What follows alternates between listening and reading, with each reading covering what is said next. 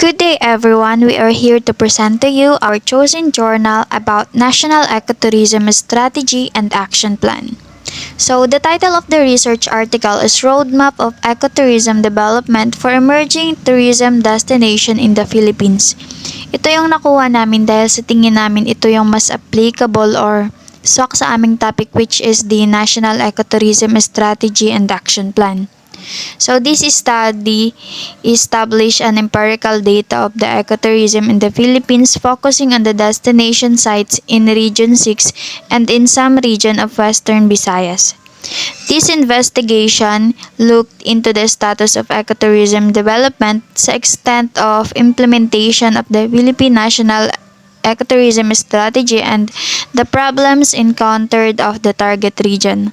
So, as an introduction, we all know that NES provides a roadmap to the Philippines to gain a competitive chunk of ecotourism market.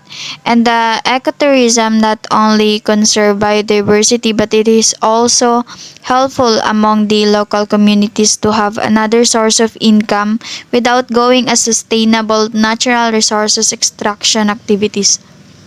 However, the flocking of tourists to the different ecotourism destination had caused a myriad of problems in those related to tourism sustainability aspects like economic, socio-cultural, and environmental. That's why the researchers came up to this kind of study. So, yung ultimate goal or importance of the study is to analyze the comprehensive review of the ecotourism development in Region 6. Then, the specific goal of the study is to assess the implementation of the natural ecotourism strategy, which was conceptualized by the Asia Pacific and its implementing guidelines. And the findings of the study were used to develop a strategic action plan that leads to the formulation of a strategic roadmap of ecotourism for Region 6. The problem. Along with the strategic directions of the National Ecotourism Strategies and Action Plan 2013 to 2022, a strong cohesion among ecotourism stakeholders is required to pursue inclusive growth in the development of ecotourism sites and destinations. That was according to Castillo, Dimaano, Macaspac, Asilo, and Amaro of 2014. The first problem, the whole idea of the National Ecotourism Strategy localization has failed to translate the planning process in the regional levels, considering that ecotourism planning through the National Ecotourism Strategy is within the national level perspective, meaning the application of this action plan is just for selected ecotourism sites and not applicable in every ecotourism sites in the country. Because of this problem, a lot of stakeholders and investors are discouraged to invest and support the National Ecotourism Strategy and Action Plan. The second problem, the absence of a regional ecotourism development plan in Region 6 in such a way that the strategies set for the national level are adapted for compliance of the mandates for implementation of the National Ecotourism Strategy. That was according to Khartoum 2015. This became a problem because they implemented a national strategy which focuses only on the national level or in all the ecotourism sites as a whole.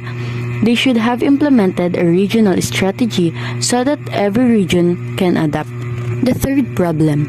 The problem of applicability has become one of the multiplier effects affecting the efficiency and effectiveness of the national ecotourism strategy. Because the regionals can't adapt to the national ecotourism strategy, specifically the Region 6, it affects the efficiency of the ecotourism sites on Region 6 to operate, and it affects the effectiveness of the national ecotourism, which become ineffective to the regionals.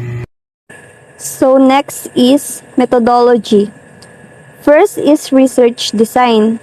So this descriptive correlational research aims to assess or to know kung ano yung mga mangyayari sa mga ecotourism sites sa Pilipinas sa panahon ngayon. And with the use of this research design, they encountered the problems and challenges of the specific ecotourism site to be able to know what kind of strategy and action plan para masolusyonan yung mga problems nito. Next is the respondents of the study. Ito naman po yung mga in-interview or kinuhaan ng data, which is the DENR personnel, the DOT personnel or tourism officer po.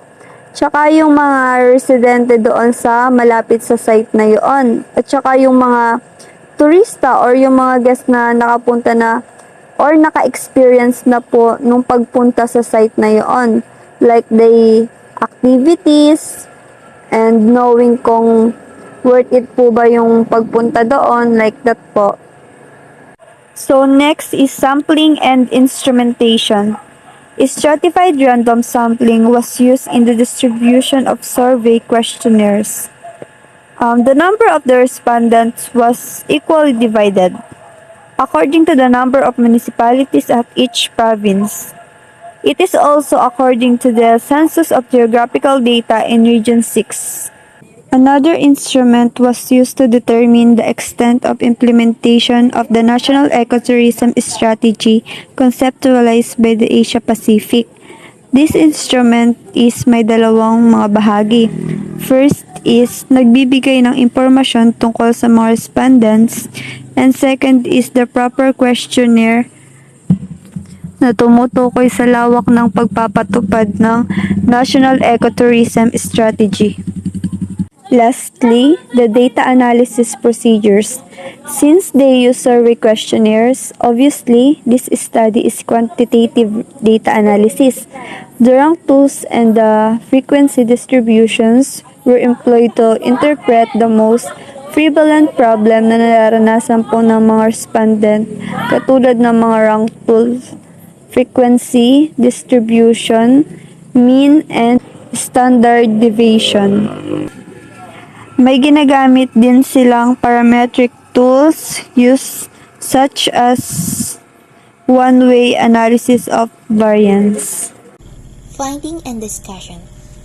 First, the current status of ecotourism in Region 6. As the result, it can be deduced that some of the focus site failed to meet the criteria due to limited technical, materials, and financial resources. Second, the extent of implementation of the NES in Region 6.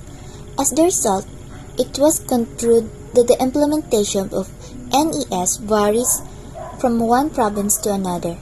This may be caused by different reception and interpretation among tourism stakeholders in the local communities that can be influenced by several factors such as those related to political will and priorities of the leader, culture among the people in the locality, awareness and dissemination ecotourism practices. Third, differences in the extent of implementation of the NES. As the result, it was concluded that ecotourism as a practice has indistinguishable economic impact among communities that strengthen the institutional capacity of various stakeholders at different levels within the different affected industry. And last, relationship between implementation of the status of ecotourism and implementation of NES in Region 6. As the result, it can be concluded that the NES can also be implemented to the optimum. Conclusion: the Asia-Pacific ecotourism initiatives had been conceptualized in 2006 by the Asia-Pacific Ecotourism Society to act as a de facto roadmap for ecotourism development in the region and helps to attract development investment. The implementation of the National Ecotourism Strategy's Strategic Action Plan 2013 to 2022 used by the Philippines through the Department of Tourism in collaboration by other government like the Department of Natural and Environmental Resources or DNR and its bureaus, the ecotourism bodies in the country such as National Ecotourism Development Council, National Ecotourism Steering Committee, and the Regional Ecotourism Committee.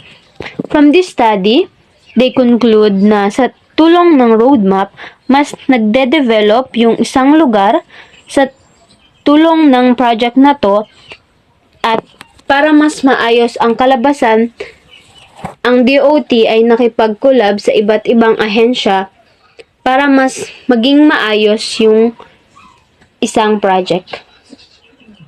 And for recommendation for in-house consultation among the ecosite administration with the different ecotourism bodies is a must, especially for those ecosite with lower strategy implementation rates. This will serve as a follow-up to improve the management of this destination. From this point, the road mapping to ecotourism needs to embrace a multi-scale approach. Local ecotourism products along with the implementing strategies only become viable with integrated into wider transnational and global tourism policy and industry frameworks as to sustain not only the conservation but the economic and social well-being of the people in these localities. They can only achieve their goal of poverty alleviation and sustainable livelihood creation with integrated with actual ecotourism markets, resources preservation policies, and sustainable development programs at the national and international level.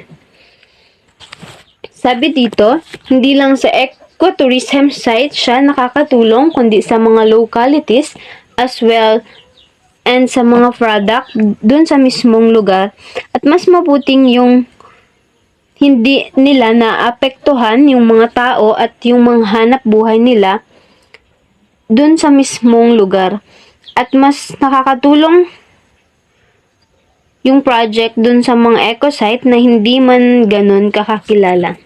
That's all, and thank you for listening.